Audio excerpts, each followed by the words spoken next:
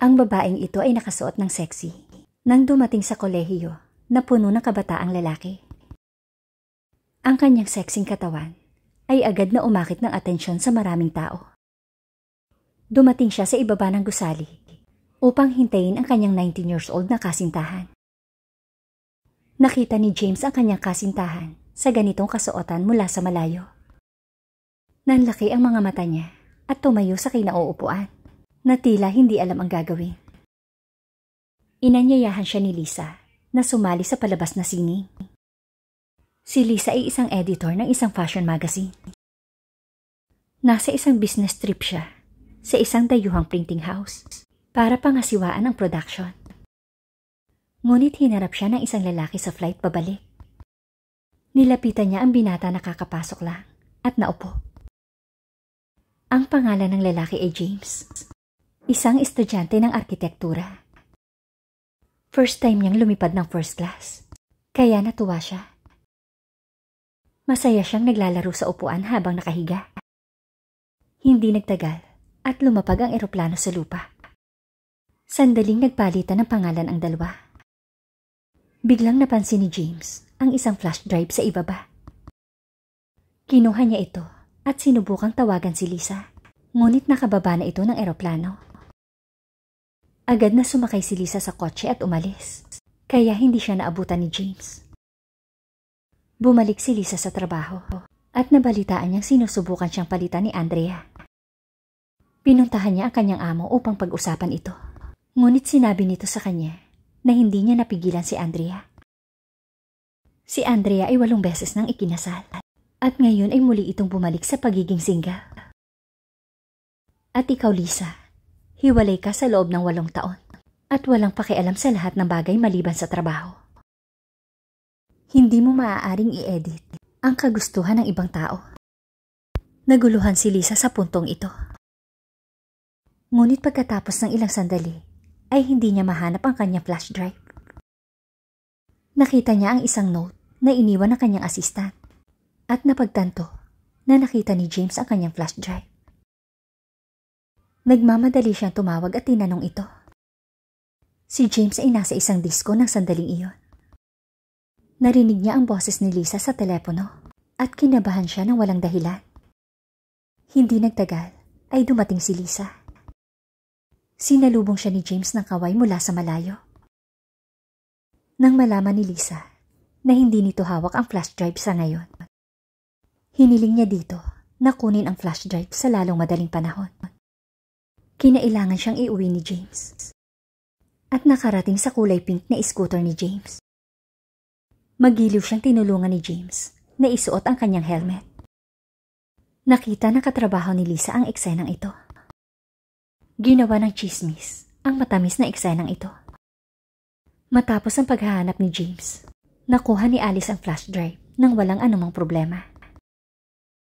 Nang umalis siya, sumunod sa kanya si James at nauutal nitong sinabi na makipagkita sa kanya para magkape. Nakita ni Lisa ang iniisip nito at sinabi, "Masyado ka pang bata at hindi tayo para sa isa't isa." At tinalikuran niya ito. Kinabukasan ay dumating si Lisa sa opisina at nakita ang kakaibang tingin ng kanyang mga kasamahan. Sa wakas ay nalaman niya ito sa kanyang assistant. Nakita na pala ng lahat ang mga larawan kagabi. Ngunit ito ay napakagandang bagay para sa kanyang amo. Akala ng boss ay cool na umiibig si Lisa sa isang taong mas bata dito ng 21 years. Si Lisa ay hinikayat ng kanyang amo at nagpa siyang makipag-ugnayan kay James upang mapanatili ang kanyang trabaho. Kaya nagpalit siya mula sa kanyang konserbatibong damit. Dumating siya sa paaralan na nakasuot ng sexing damit at hiniling kay James na sumama sa isang palabas ngayong gabi. Lumabas ng sasakyan ang babae sa kalagitnaan ng gabi at binuksan ang pinto. Nagsalita ang lalaki sa labas ng pinto. Hinawakan niya ang babae at pumasok ng bahay. Ang babae ay hindi tumanggi. After years of being single, nagdala siya ng lalaki sa kwarto. Ang ingay na ginawa nila ay nagpahinto sa mga kapitbahay sa ibaba. Inalok ni Lisa si James sa isang palabas sa sining upang mapanatili ang kanyang trabaho. Hindi nakaimik si James sa kagandahan ni Lisa na nakasuot ng eleganteng itim na damit. Hindi niya maiwasang purihin ang kagandahan nito. Kung tutuusin, sinong batang lalaki ang hindi nagmahal sa isang mature at kaakit-akit na babae? Walang pakialam na tinulungan siya ni Alice sa kanyang mga damit. Ito ay parang normal na ugali ng mag-couple sa mga manonood. Pero alam niyang umaarte siya. Pinanood niya si James na sobrang saya. Pinuri ni Lisa ang organizer sa artistikong kakayahan sa pagkukunwari ng isang may sapat na gulang. Pagkatapos ng palabas, ay marahan siyang sinundan ni James. Dala ang kanyang payong. Nang sagutin ni Lisa ang telepono, ay nag-iwas siya ng tingin mula dito. Nagsisinungaling si Lisa na nasa ospital ang kanyang anak. Kaya nagmadaling magmaneho si James para makarating agad si Lisa. Kailangang ibigay ni James ang payong sa kalalabas lang niyang pasahero. Sa araw na ito, dinala ni Lisa si James sa runway show ng kumpanya. Sineryoso niya ang okasyon. Nandoon din kasi ang mga presidente ng grupo para bumisita. Ngunit sa panahon ng palabas, ay nagkaroon ng isang aksidente. Ang isa sa mga modelo ay aksidenteng nahulog. Dire-diretsyong tumakbo si James sa runway at tinulungan itong makatayo. Inakala ng presidente na nasanay nang makakita ng uri ng tradisyonal na palabas ay isang espesyal na episode na sinadya ni Lisa at inayos. Gustong ituloy ni Lisa ang palabas sa harap ng amo. Dinala niya si James sa reception ng kumpanya. Nakita niya si Andrea na patuloy na nagtatanong sa mga tao. Natatakot siya na mabigo ang kanyang plano at malantad siya. Mabilis na hinila ni James si Lisa papunta sa dance floor. Isang matalik na sayaw ang nagpainit sa kapaligiran sa pag-ibig. Inuwi ni James si Lisa, sakay ng kanyang pink na motorsiklo. Gusto niyang umakyat at maupo. Nakita ni Lisa ang iniisip niya at tinanggihan siya. Ngunit paano siya susuko kung siya ay umiibig? Naglakas siyang kumatok sa pinto ni Lisa. Maingat na binuksan ni Lisa ang pinto. Nang malaman niyang nag-iisa si Lisa sa bahay, ay agad niya itong niyakap.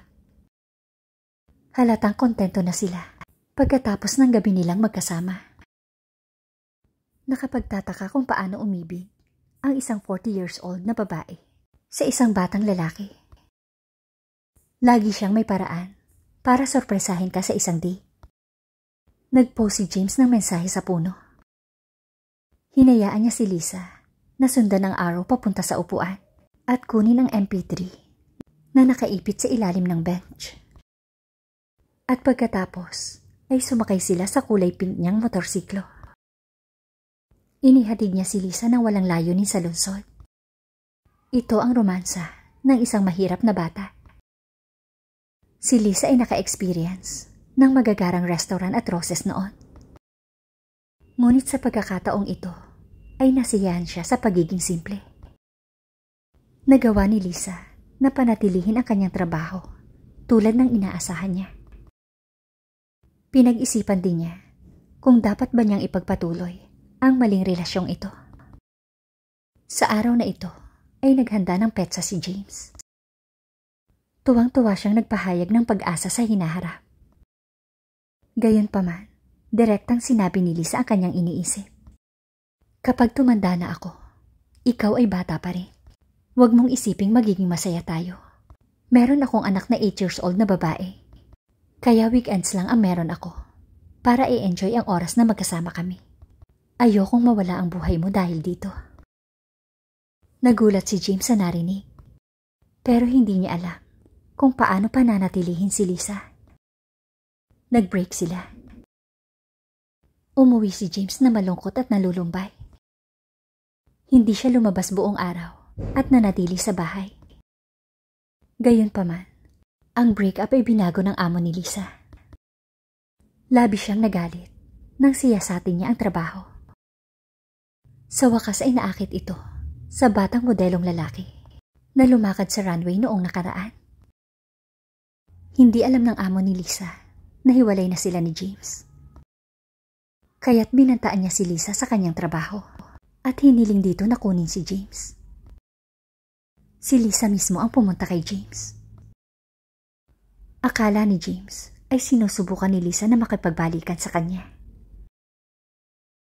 Pero nang malaman niya ang ultimate goal ni Lisa, tumalikod siya sa galit at sinabing, "Alam ko." Kinabukasan sa shoot, hindi na hinintay ni Lisa si James. Noong naisip niyang wala si James, pumunta siya sa kanyang amo para magsumbong. Ngunit dumating ang kanyang assistant at sinabing ginagawa na ni James ang pagpaparehistro. Dumating ang kaibigan ni Lisa at nadatnan si James na naghahanda ng sarili. Sinabi niya kay James na ginagamit lang siya ni Lisa para makuha ang kanyang promotion. Sa pagkakaalam sa katotohanan, ay hindi ito ipinakita ni James. Dumating siya sa shoot gaya ng dati. Pero galit na galit siya sa walang galang na ugali ng photographer. Kaya umalis siya. Sinundan siya ni Lisa at humingi ng tawad. Sa puntong ito, inakusahan ni James si Lisa ng pagiging makasarili sa harap ng lahat. Niloko siya nito para sa karir. Sa harap ng sitwasyong ito, walang masabi si Lisa. Pinaalis din siya ng amo dahil sa panloloko. Isang araw, bigla niyang nahanap ang nawawalang sapatos ni James. Matagal niyang tinitigan ng tahimik ang sapatos. Nang tawagin siya ng kanyang anak mula sa likuran, ay saka lamang siya bumalik sa kasalukuyan. Napagtanto niya na nahulog ang loob niya kay James. Kaya't nagpasya siyang iisang tabi ang kanyang pride at ituloy ang kanyang pag-ibig. Iginiya si Lisa sa silid-aralan ni James. Ipinahayag niya ang pagmamahal niya kay James sa harap ng mga estudyanteng naroroon. Nang tanungin ni James ang kanilang kinabukasan, hinalikan siya ni Lisa ng kusa. Ganun ba talaga ang pag-ibig? Kung umiibig ka, huwag kang malito sa mundo. Maging matapang lang at damhin ang lahat. Thank you guys for listening and watching. Seeing eyes of mine, what do you feel beside?